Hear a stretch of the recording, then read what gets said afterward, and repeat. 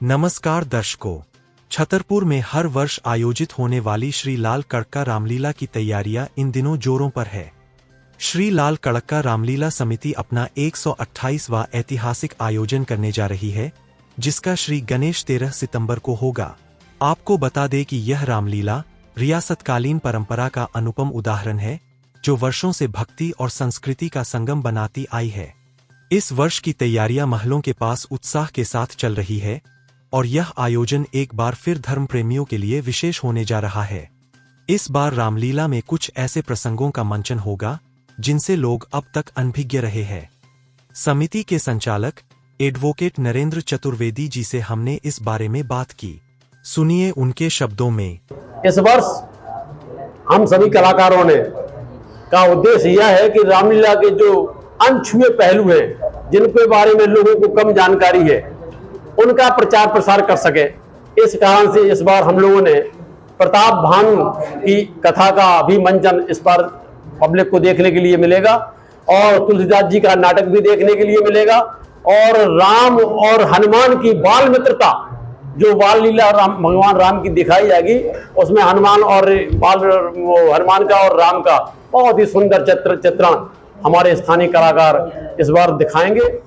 इसके साथ ही इस बार कुछ बाहर के प्रतिभाशाली कलाकार भी शामिल हो रहे हैं, जो स्थानीय कलाकारों के साथ मिलकर रोजाना रिहर्सल कर रहे हैं।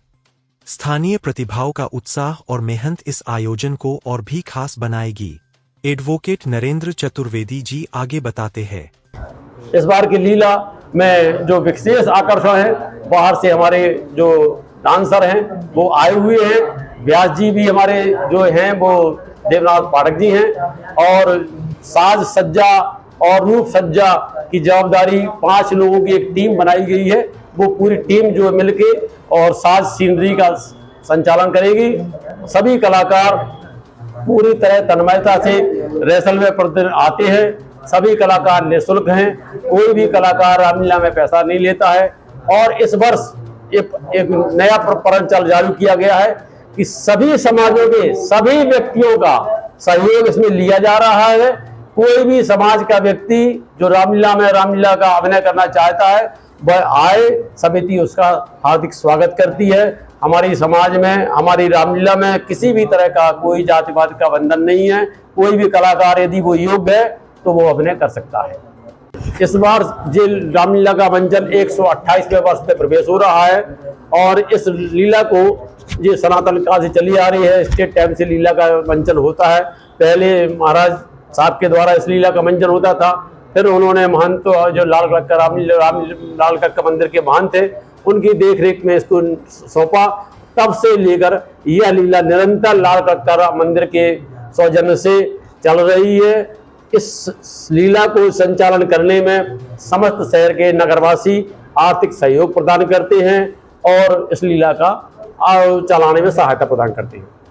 और इस वर्ष ये लीला रामलीला जो है 22 दिन की लीला होगी।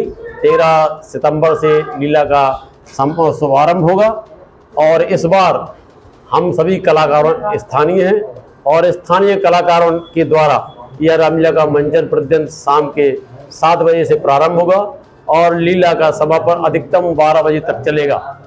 तो तैयार हो जाइए इस रियासतकालीन रामलीला के 128वें अध्याय का हिस्सा बनने के लिए।